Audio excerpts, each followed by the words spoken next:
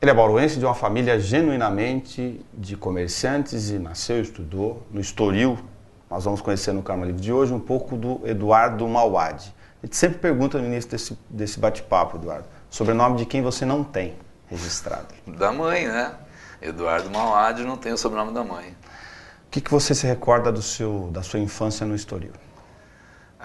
Bem diferente da infância que minha filha ou meus sobrinhos estão tendo, né? O Estoril ainda era um bairro vazio. Eu lembro que na rua de casa, que era a Antônio Prudente, quase esquina com a Comendador José da Silva Marta, que na época nem era José da Silva Marta, era a Avenida das Mangueiras. Quem é dessa época vai lembrar, já entregando a idade. A gente não tinha nem casa para baixo, as ruas de baixo, Alfredo Ruiz, aquelas todas que vão descendo, a Rubens Arruda, não existiam nem casas, a cidade acabava ali, naquela região. Então era brincadeiras que hoje a gente não vê mais, jogava futebol na rua, jogava bets demais na rua. Hoje você não tem mais essa oportunidade, era uma infância muito boa e hoje perdeu-se um pouco disso daí, né? Por que administração na USP? Meu pai sempre teve comércio e eu sempre tive barriga no balcão, eu falo, desde moleque ia ajudar, ficava no caixa, talvez o sangue árabe, né? O fato de transformar um em dois, o vender, o negociar, parece estar intrínseco na gente. E eu sempre achei que a administração de empresas era o caminho melhor. E aí fomos para São Paulo, conseguimos passar na FUVEST, fomos fazer administração de empresas na USP em São Paulo. Como é trabalhar juntos, irmãos, em uma mesma empresa? Como tudo na vida, existem as vantagens e desvantagens, e é o que eu sempre falo, isso é uma coisa que a gente vai descobrindo na vida, você tem que saber entender não só os defeitos, mas as qualidades de cada um. E acho que a gente compõe bem isso daí, acho que cada um faz o seu papel de uma maneira interessante, bem feita, cada um tem uma área para atuar e a gente tenta trabalhar bem em conjunto. Eu acho que a gente se dá bem ali. Você fala sobre o feeling de negócio, mas para sair de confecção, para casa noturna, para administradora de condomínio, o fato de serem negócios completamente diferentes muda alguma coisa? Muda muito, porque quando eu me formei na USP, no último ano eu tive que escolher uma das vertentes da administração, que na época só ficavam em 4, que era marketing, produção, recursos humanos e finanças.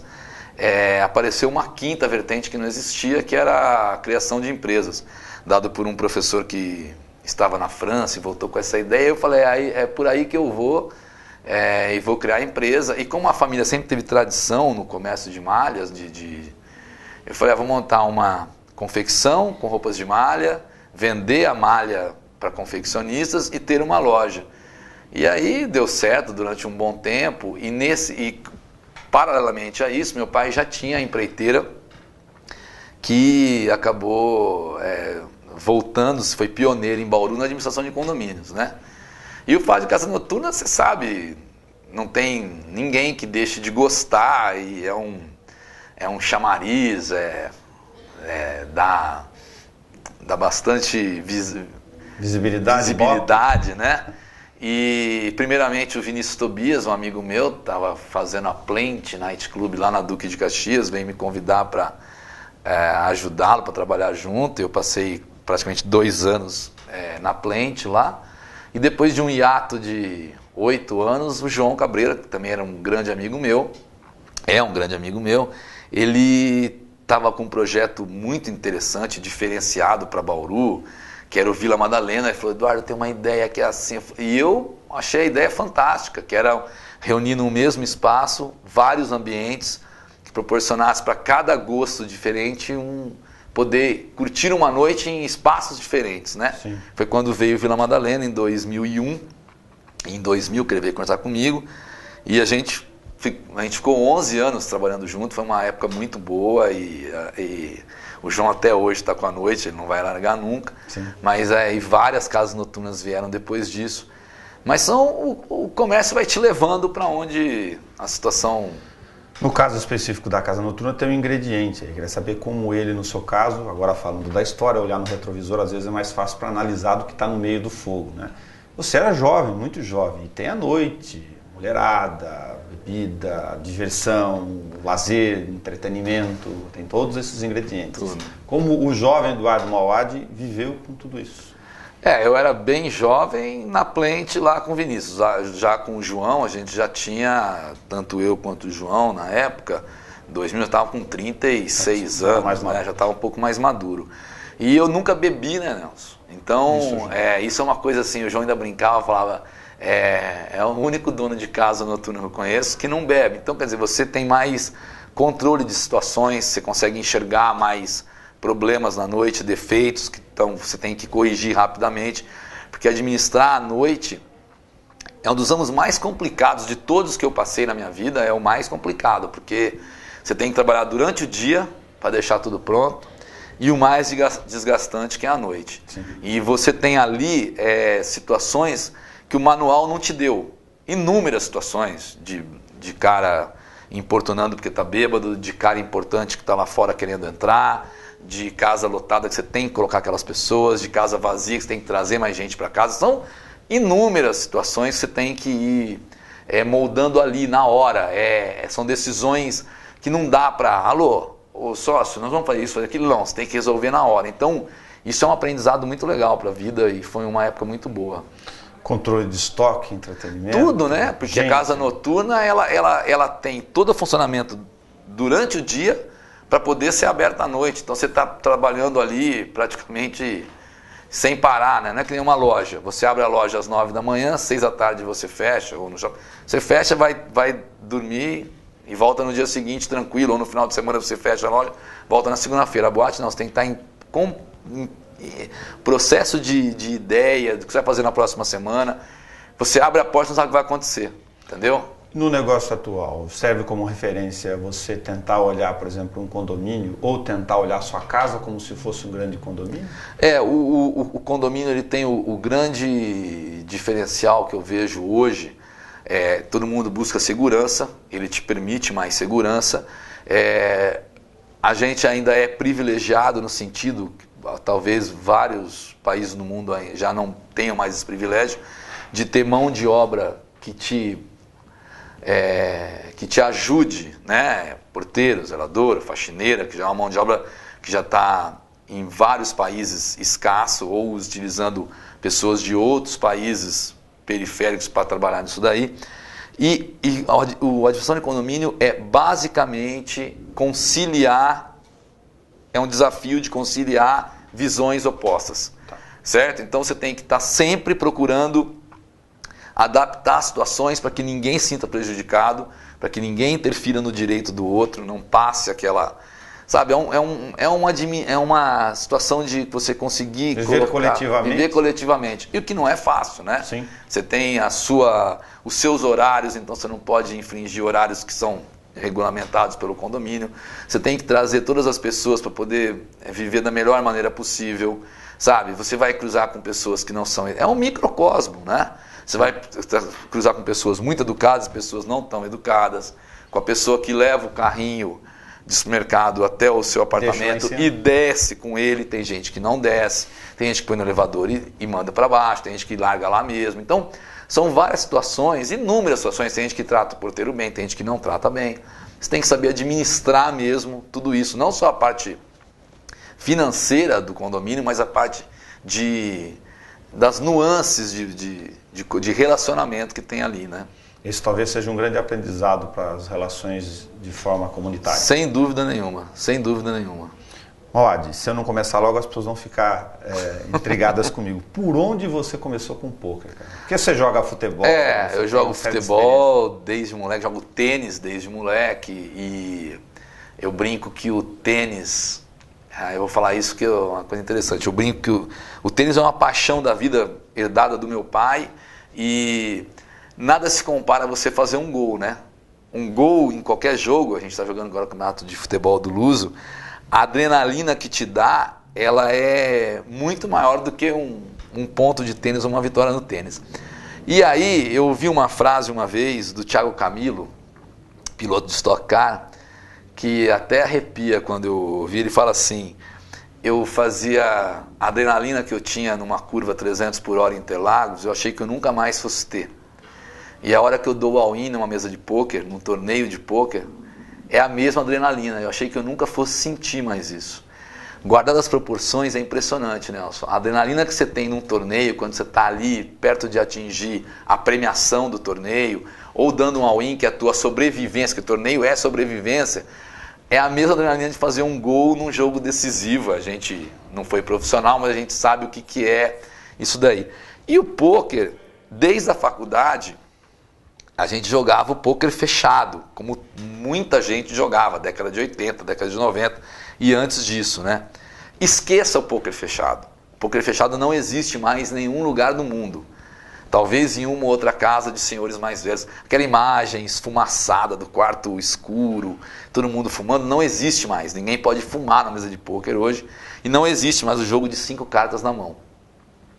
A gente vinha sempre jogando esse jogo na casa de amigos, se reunia e jogava esse jogo de 5 cartas. E ele termina quando aparece o Texas Hold'em, que é uma vertente do pôquer, na qual, ao invés de receber 5 cartas, como era no pôquer fechado, e trocar 2, 3 ou 1, ou não trocar nada, que era a única informação que você tinha do jogo, era essa, a partir do instante que surge o Texas Hold'em, e ele ganha notoriedade na televisão, em revista, em site, em tudo, é um jogo que te dá a oportunidade de usar a matemática, a estatística, de uma maneira muito forte, de ter leitura de adversário, porque cada jogador recebe 2 cartas na mão. Tá. E existem 5 cartas comunitárias na mesa, que a gente chama abertas, que são 3 cartas que a gente chama de flop, a 4ª carta que é o turn e a 5ª que é o river. Tá. Então você sabe se as 2 cartas da sua mão combinando, você usando 2, combinando com mais 3 na mesa, ou uma só, a tua melhor combinação de 5 cartas, certo? Você sabe se o seu jogo é forte ou não. Então você tem muito mais informação do que você tinha antes no pôquer fechado. Eu tenho um jogo na minha mão fechado, você tem outro, eu não faço a mínima ideia do que você tenha. Eu vou falar algumas palavrinhas-chave aqui para a gente começar, para as pessoas e são muitos que não conhecem, e se familiarizando com algumas linguagens. Royal Flush. Royal Flush é o maior jogo possível que você pode conseguir no pôquer. Você vai conseguir talvez 1, 2 vezes na sua vida, a não ser que você jogue muitas mãos todos os dias. É a sequência Ás, Rei, Dama, Valete e 10 do mesmo naipe de cartas. Muito difícil de se conseguir. O maior jogo do pôquer. Straight Flush. O Straight Flush é a sequência, porém não maior. Por exemplo, seria Dama, Valete, 10, 9, 8, ou 7, 6, 5, 4, 3, porém do mesmo naipe. Full House? Full House é um jogo... Antes do Full House existe a quadra, que são as 4 cartas, quadra de Ás ou quadra de 9. Fazer as 4 cartas, quadra de 8, quadra de 10, que é o jogo. Sempre combinando a sua mão das 2. Exatamente, você vai ter que ter 2 8 na mão e ter 2 8 naquela carta comunitária. O Flush, o Full House, é o jogo que vem abaixo da quadra, que é a combinação de 3 cartas, uma trinca, com mais um par. Então, vamos supor, eu tenho um par de Ás na mão e no flop vem Ás, 9, 9. Eu fiz um full de Ás com 9, certo? E então, uma combinação de uma trinca mais um par. Logo abaixo é fácil de explicar. Daí full hand, porque você tem uma combinação de 2 combinações diferentes. Depois do full house vem o flush. Tá. O que é o flush? São 5 cartas do mesmo naipe, porém não em sequência. Perfeito. Então eu posso ter Ás, 10, 9, 5 e 3 de ouros. Eu tenho 2 cartas de ouro na mão, ou 1, e 3 ou 4 ali na mesa. Todas de ouros, de naipes. Tem regrinhas matemáticas para essa série de combinações? Todas regras matemáticas.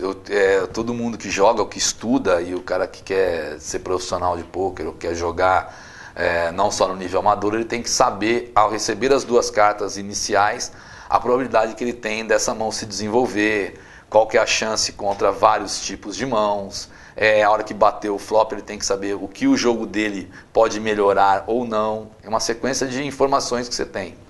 Algumas regras básicas, 2 cartas para cada um, todo mundo começa jogando e termina na mesma. O que é interessante é um torneio. É um torneio como qualquer torneio, no qual cada jogador vai fazer a inscrição para o torneio, que a gente chama de buy-in, a inscrição do torneio. Então você tem X jogadores pagando Y para jogar e vão receber o mesmo número de fichas para jogar. Então pode ter eu, você, mais 98 pessoas, 100 pessoas amanhã jogando um torneio pagando R$1.000 para jogar esse torneio. Então nós temos R$100.000 colocado ali no pote de premiação. Ok. Sempre num torneio, 10% das pessoas vão receber dinheiro, vão ficar in the money, que é o primeiro estágio que a gente quer num torneio, e 90% vão cair antes do dinheiro. Então por que a pessoa joga? Para ganhar o dinheiro, para ficar entre esses 10%. Entendi. E as faixas de premiação vão subindo. Normalmente o primeiro colocado ganha algo em torno de 30 e poucos por cento do prize pool, de toda a arrecadação do torneio. Esses 10% iniciais, as pessoas não têm nenhum demérito nisso, eu não sei nada de poker, então vamos colocar no lugar de todos os leigos. Esses primeiros 10% você joga ou é sorteio? Não. Eu estou explicando quem vai ganhar o dinheiro primeiro. 10% dos jogadores ao final do torneio vão estar na premiação e 90% ou 90 jogadores vão estar fora da premiação. O que acontece? Cada um recebe o mesmo número de fichas, vai ser sorteado quem vai começar a ser o dealer, o botão, que é a melhor posição da mesa, que é o último a pessoa falar. E a posição 1 e posição 2 é obrigatoriamente, tem que colocar o small blind e o big blind. Esses dois tem que jogar sempre. A cada rodada de mãos, esse botão vai passando e esses dois são obrigatoriamente, eles têm que colocar essas fichas iniciais. As fichas iniciais, a partir de elas começam baixas e a cada espaço de tempo elas vão aumentando. Então, por exemplo, um torneio, você começa, vamos supor, com 10.000 fichas, o primeiro small blind e o big blind é 50 a 100, que não muda em nada a vida de ninguém. Tá. Depois de um X período de tempo, meia hora, 40 minutos, uma hora, depende do torneio, isso aí vai subindo para 100, 200, 200, 400, até ficar um valor que você tem que se movimentar, senão o torneio não acaba. Entendi. Para buscar essas fichas. Então a posição ela vai mudando a cada mão, ela vai girando, passando aí na próxima mão a posição 1 é o botão, o 2 é o small, o 3 é o big e assim sucessivamente. Então só é obrigatório colocar dinheiro na mesa o small blind e o big blind. Se você quiser jogar, você recebe suas duas cartas. Se você achar que elas são cartas boas para jogar, você coloca as suas fichas na mesa. Tá. Se você achar que não, você pode foldar e não perde nada. Você só perde ficha quando você é small ou big. Ou seja, a cada 10 rodadas, suponha que estão 10 pessoas na mesa, você obrigatoriamente é obrigado a colocar uma vez o small, uma vez o big. Se você não quiser jogar nenhuma mão, você vai perder só um small e um big. Porém, se você quiser ganhar dinheiro, se você quiser ganhar torneio, você tem que jogar e trazer ficha para você. Então, diria que tem duas questões iniciais assim muito importantes, não sei se são essenciais. A questão da posição da mesa. A posição é primordial, Nelson. Primordial a posição. O poker é um jogo de informação. Quanto mais informação você tem, mais chance de ganhar você tem. Então, você sendo o último cara a jogar, você tem a informação do que o posição 3 fez, o que a 4 fez, o 5 foldou, aumentou. Tudo é informação. Então, vamos supor, se você é posição 3, é o primeiro cara a falar, você pode entrar no jogo e um cara depois de você vir com muito mais fichas para o jogo. Então, você não tem informação de ninguém ainda. Você tem mais 7 pessoas para falar. Agora, tem uma estratégia básica ou ela pode mudar? Por exemplo, sou o primeiro e estou com um par de ais na mão. Já saio rasgando ou isso não é regra? Então, isso depende do teu adversário na mesa. Você vai jogando, você vai percebendo cada um como é. Se o cara é mais atirador, se o cara é mais tight, que é mais defensivo. Então, se você tem a noção de que depois de você vão ter pessoas que vão vir para o jogo, que vão trazer ação para a mesa, você pode entrar até com poucas fichas para arrastar as pessoas para o jogo. Tá. Se você ver que a mesa é muito dura, que está tendo pouca ação, é interessante você tentar. Cada tipo de jogada depende da tua informação de adversário, entendeu? Então a leitura de informação do jogo, diante da estratégia, da posição e das cartas e das probabilidades, isso tem que ser feito rapidamente. Rapidamente, você tem, normalmente, num jogo de torneio de pôquer, você tem 2 decisões importantes para tomar por minuto. É impressionante, a cada momento isso vira, a cada momento tem informação nova, é o que eu sempre falo de pôquer. Eu te ensino a jogar pôquer em 5 minutos, você aprende em 5 minutos e você vai entender o jogo só no final da sua vida. É 5 minutos para aprender, a vida inteira para entender. São muitas nuances, tudo vai mudando. Aí eu vou lembrar para as pessoas assim, vai ser uma heresia, mas o joguinho de 21, né? Você sai com o reis no ás na mão, você fica todo animado. Exatamente. Vai vir uma outra carta. Mas no poker isso não é regra. Não é regra, você tem que proteger a sua mão. Quando a gente sai com ás, rei, dama, ás, rei, que são mãos fortes, qual que é a tua intenção? É angariar a ficha. Então você tem que saber, se você colocar muita ficha ali, ninguém vai jogar e você não vai ganhar quase nada, vai ganhar só o small e o big. Tá. Você quer trazer pessoas para o teu jogo, você quer angariar mais fichas. Então, como tudo na vida, para você ganhar mais, você tem que correr mais risco. Para comparar também, para as pessoas terem um pouco de raciocínio de estratégia, se você sai você pode sair com zap e 7 copas no truco na mão. Se você não souber jogar, você vai ganhar um tento e não vai ganhar nada. Então, para você tem que saber arriscar para poder ganhar mais, certo? Então você fala, não, para mim já tá bom o que tá ali no pote, eu vou jogar tudo que eu tenho, porque é um jogo de Texas Hold'em, no limit o torneio. No limit a qualquer momento você pode colocar as 10 mil fichas no pano, certo? Só que não te interessa, porque eu não quero ganhar só 200 fichas. Eu quero ganhar o máximo de fichas que eu puder extrair de você. O bom jogador tenta extrair o máximo de fichas possível. Tá. Então, para você extrair o máximo de fichas, tem que correr risco. Se você não tiver risco, você não vai extrair nada. O lance do risco com os momentos das apostas é um negócio que eu imagino assim, de controle emocional também diante da euforia, da questão você tem que não mostrar para o teu adversário a tua reação. É importante você ter o mesmo timing de pegar ficha, de apostar, de pagar, estando com um par de ais na mão, como estando com 5 e 6. Você nunca pode mostrar diferenças do teu jogo. E blefar em sinais. Eu tô com a puta mão, aí faço sinais ou decodificações existem muitos estudos sobre o blefe, né? O blefe é importante no jogo, é uma das variáveis do jogo que você tem que aprender a fazer. Os profissionais, muita gente fala que se você não é pego blefando, você está blefando muito pouco. É importante blefar para você poder, até vamos supor, eu posso blefar já sabendo que eu vou ser pago, para poder angariar mais fichas no futuro. A gente chama de estratégia de futuro de jogo. Então veja bem, existem vários sinais, tanto que muita gente joga de óculos escuros para não externar. Muitos profissionais jogadores colocam as 2 mãos aqui, porque existem estudos que as narinas e a glote passam muita informação. Então o importante é você ter a tua reação ser a mesma, estando com o melhor jogo possível ou com o pior jogo possível. Para eu não te dar informação. Entendeu? Entendi. Se eu pego e jogo minhas cartas fora, ou vou para o jogo, se a minha aposta é rápida ou lenta, você vai falar, quando ele está com jogo, ele aposta lentamente. Quando ele está sem jogo, ele aposta rápido. Não, eu tenho que ter sempre o mesmo padrão de jogo, o mesmo padrão de aposta, de valor, de tempo, a mesma atitude, para você não dar informação de como está o seu jogo. Demorar para jogar, tem cara fica Se você não quiser demorar, não tem problema. Você pode ser o mais rápido possível. Tá. Só que seja sempre o mais rápido possível. Porque se você for demorar, fala, peraí, o cara sempre é rápido, agora ele está demorando, tem alguma coisa errada aí. Quando param na TV e ficam pensando aquilo... Você tem o tempo que você quiser para pensar. Normalmente existe uma educação no torneio, você tem o teu tempo de ação em torno de 2 minutos. Esse tempo pode ir para 5, 6, dependendo do tamanho do pote, da situação do torneio. Cabe aos jogadores da mesa chamar o Flor, o diretor do torneio, e falar, o rapaz está demorando muito. Aí o Flor chega, conta mais 1 minuto, porque ele tem que tomar a decisão dele. Decide. Mas isso varia de jogador para jogador. Em momento de jogo. Tem algum instrumento na mesa que você não pode utilizar, tipo insulto, alguma coisa?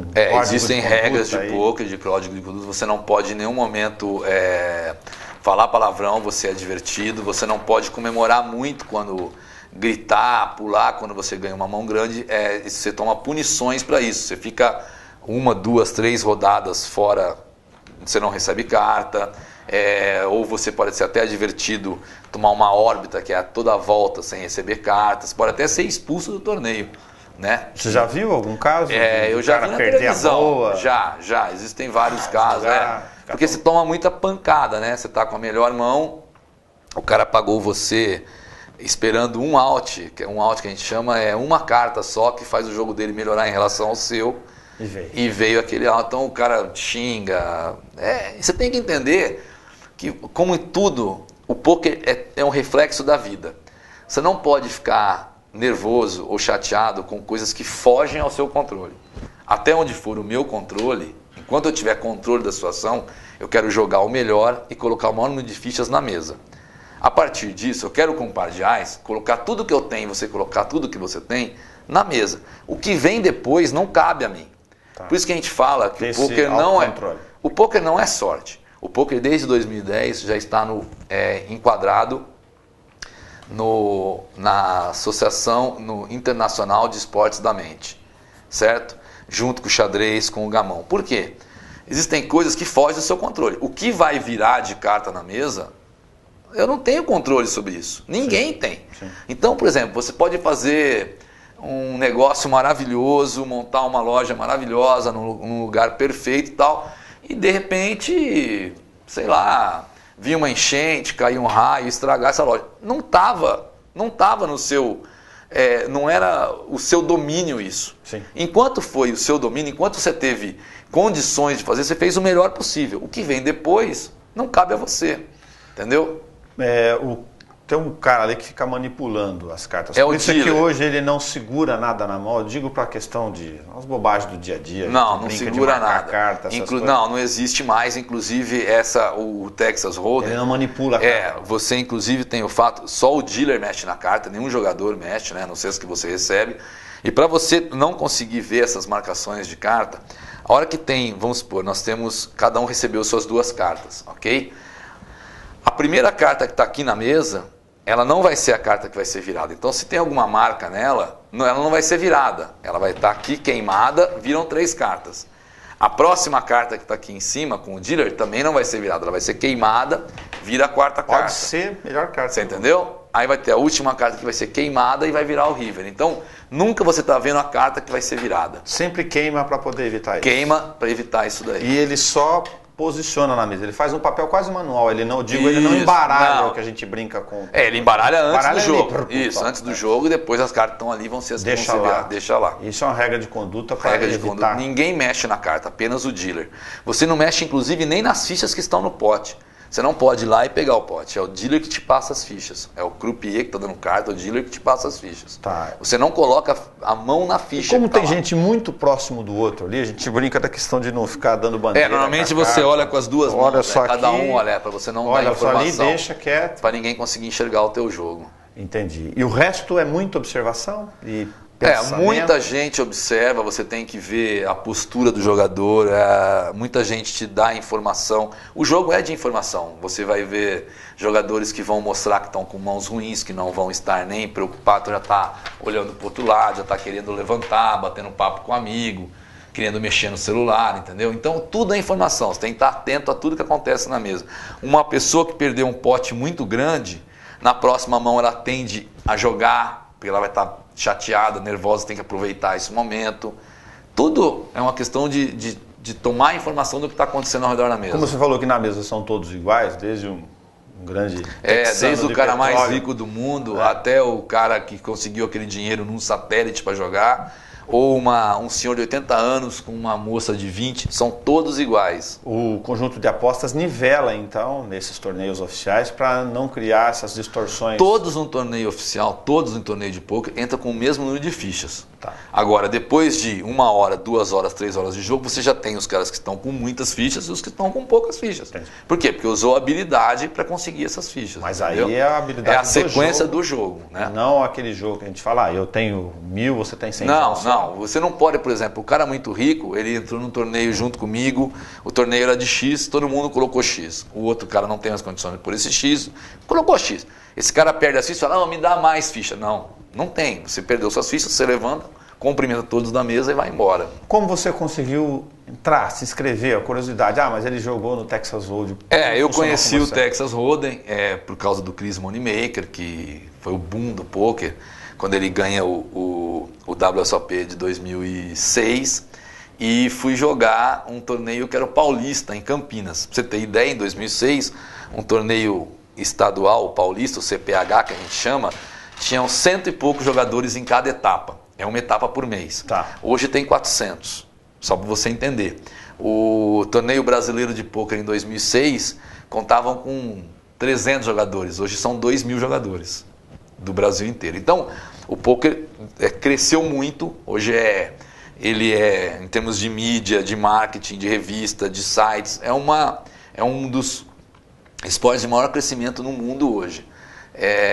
segundo a matéria que eu li, ele só perdeu em crescimento pro MMA, só. Sim. Então veja bem, eu fui jogar o meu primeiro torneio, que foi quando eu aprendi, me ensinaram numa sexta, eu fui num sábado para Campinas, 143 jogadores, pagava-se do 14 para frente, 10%, como eu te falei, eu acabei em 10º lugar, bolha da mesa final, a gente chama de bolha, é o cara que cai numa posição antes, ou do dinheiro, ou da mesa final, que sempre é formado de 9 pessoas. Tá. E aí você fala, poxa, sem ter estudado, aí eu comecei a ler, comecei a me informar, na internet tem muito material sobre isso, comprei livros, estudei e tal, e fui, quando podia, infelizmente a boate não permitia que eu jogasse final de semana e tal, quando acaba a boate, eu encerrei a parceria com o João, eu comecei a me dedicar um pouco mais. Qualquer jogador pode jogar o evento mais caro do mundo, basta que ele tenha o dinheiro para fazer o buy-in. Só que você não pode ser bobo de querer jogar num nível que você ainda não tenha esse nível. Claro. Então você vai alcançando etapas, você joga o paulista, joga um brasileiro, tem o latino-americano de pôquer e tem o evento principal, que é o World Series of Poker, que acontece em Las Vegas do começo de junho até o meio de julho. São 45 dias de torneios de pôquer, são 60 eventos. Tá. Então cada evento é um mundial. Então a cada dia tem uma ou dois jogos, dois, às vezes até 3 torneios de estilos diferentes de pôquer com valores diferentes de buy-in. Tem buy-in de $1.000, buy-in de $1.500, $2.500, até $50 mil. Buy-in é aposta. Buy-in é o quanto você paga a inscrição para você jogar, o buy-in, quanto você paga. Então eu já tinha ido em 2008, com muito menos estudo, muito menos técnica. Esse ano tinham cerca de 300 brasileiros em Las Vegas. O Main Event, que é o evento principal, que eu não joguei, que é o que você paga $10 mil para entrar, que é o sonho de qualquer jogador. É o evento principal, é o torneio mais importante do ano, que inclusive dá o troféu mais valioso do mundo. Nenhum troféu vale mais do que o bracelete que é dado ao campeão do Main Event. Custa $600 mil, cravejado de diamante. O segundo troféu mais caro de qualquer esporte no mundo é a taça Stanley, do hóquei no gelo, e o terceiro é o de Wimbledon de tênis. Sim. Mas nenhum é tão valioso quanto o bracelete. Cada evento, esses 60 eventos, cada evento te dá um bracelete de campeão. Você é um campeão mundial naquele evento. Tá. Como se fosse, vamos passar para o atletismo, a natação, a prova de 100 metros, 50 metros, 200 metros. Tem os eventos. Perfeito. Esse de $10 mil, entraram 6.500 pessoas. O campeão, quem ganhar esse torneio, vai ganhar $8,5 milhões de dólares. E vai ficar famoso para a vida inteira. Entendeu? Então você vai... Eu fui para lá e joguei 4 eventos dessa série. Eventos mais baratos. Joguei 4 eventos e em 2 deles eu fiz ITM. Eu fiquei na premiação. Que é uma coisa muito difícil, muito... É complicado de você fazer isso. Normalmente você joga vários torneios para alcançar uma premiação. Entendi. Certo? Então isso daí é gratificante. Você estar lá e estar junto com os melhores jogadores de pôquer do Brasil e do mundo e ter conseguido fazer uma premiação. Lógico, baixa, mas uma premiação. Pegar a característica então. Você fez administração de empresas. Pensando o pôquer como essa parafernália de informações todas, estatística e matemática são... importantíssimas no jogo. Importantíssimas.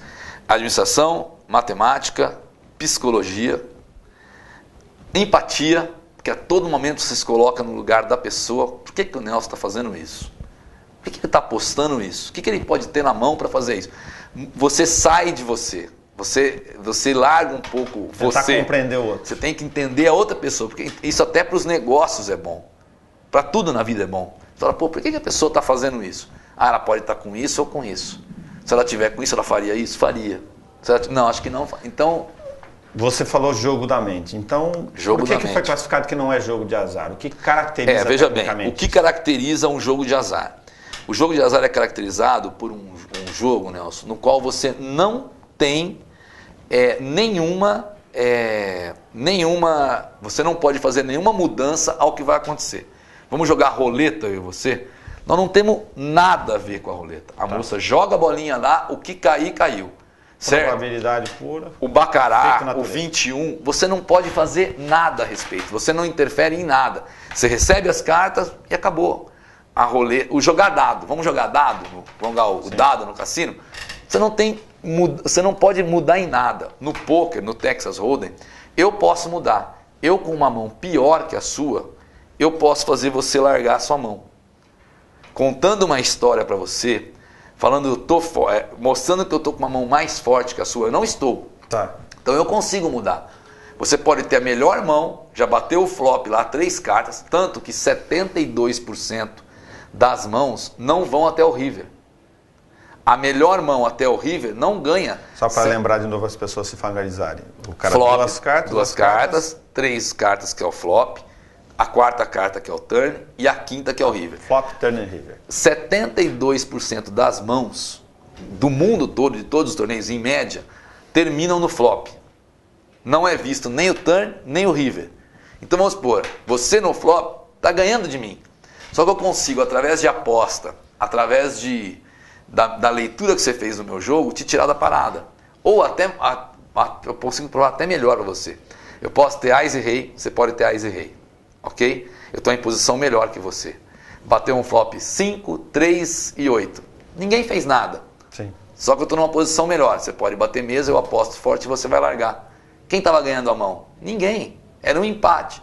Só que eu consegui mudar a história do jogo. Essa mão até o final daria um empate. Só que eu consegui mostrar com a força da minha mão em posição que eu tinha um jogo melhor que o seu. Eu fiz você acreditar que o meu jogo, que era exatamente igual ao seu, ou às vezes pior que o seu, era mais forte que o seu. Então eu interferi no resultado do jogo. A partir do instante que o jogador interfere no estado no resultado do jogo, ele não é um jogo de azar. Ele é um jogo de habilidade. Sim. Ele é um jogo de habilidade. E sorte, tudo na vida tem sorte. O rapaz treina para bater uma falta num jogo de futebol. Treinou a tarde inteira. A hora que ele bateu no jogo, ela bateu no travessão, nas costas do goleiro e entrou. Ele treinou para isso, Nelson? Não. Ele treinou para bater a falta por cima da barreira e ela entrar no ângulo. Só que ela bateu na trave, nas costas do goleiro e entrou. Ele fez o que ele queria, mas ele nunca imaginou. Isso é sorte, não é? Eu jogo tênis. Eu bato a bola, ela bate na fita e cai na quadra do adversário. Eu queria fazer isso? Não, eu não queria. Eu queria passar a bola para o lado de lá. Eu tive a sorte dela bater na fita e cair.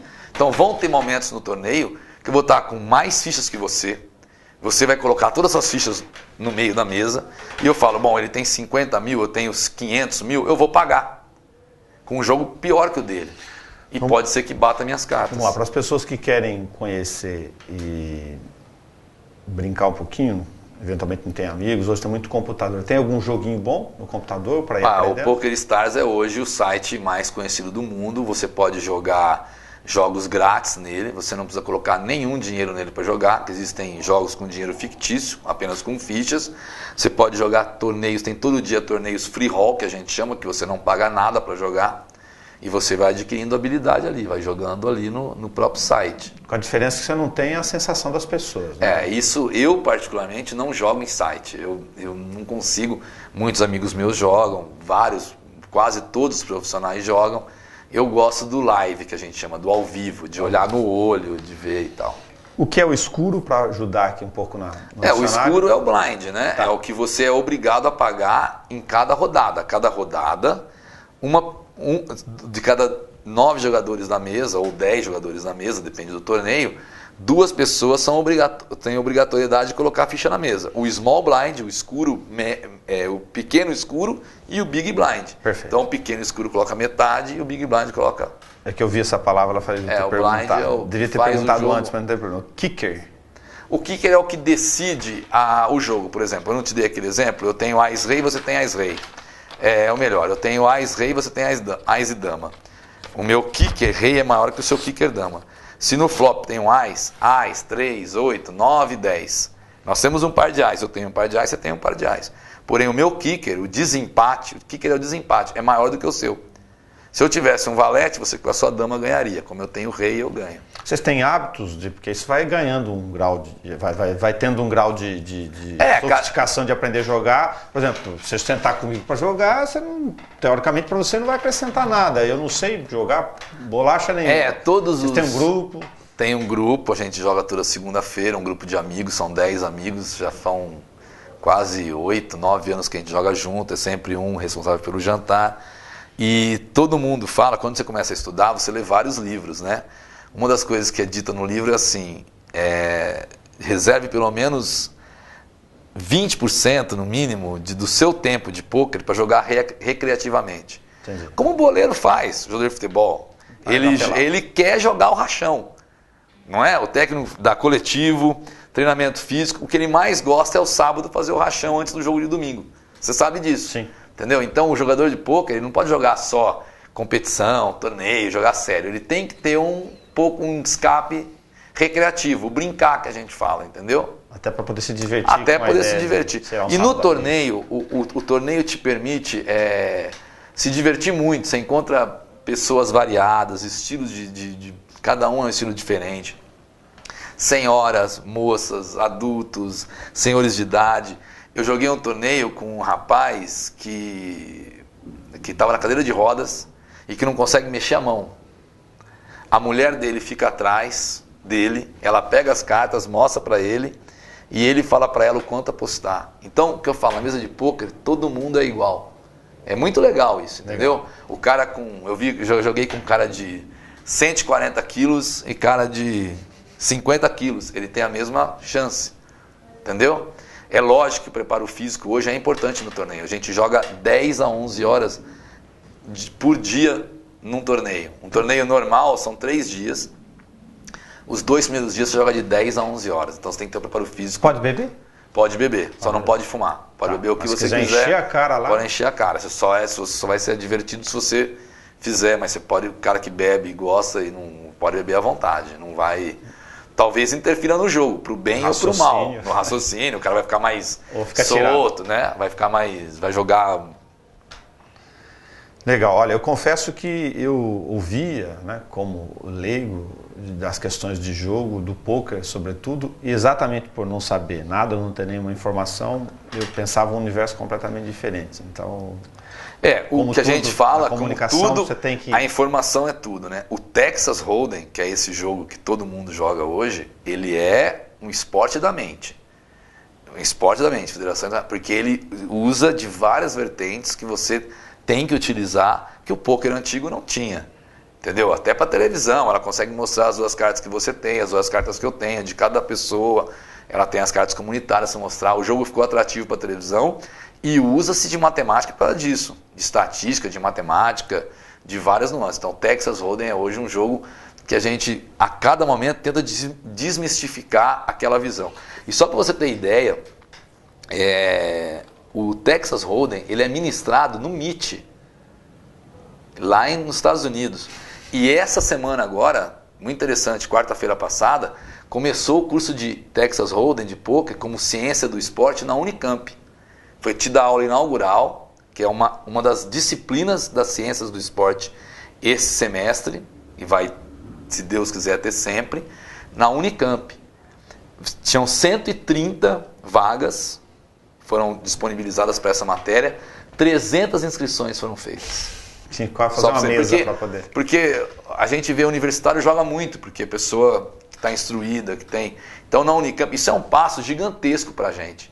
O pôquer hoje já está desmistificando, tirando aquele preconceito do cara... Sabe aquela história, cuidado, quando eu comecei a jogar, essa história também é boa de contar, né? Vai viciar. Cuidado, vai viciar. Eu conheci gente que perdeu a fazenda, ninguém perdeu a fazenda.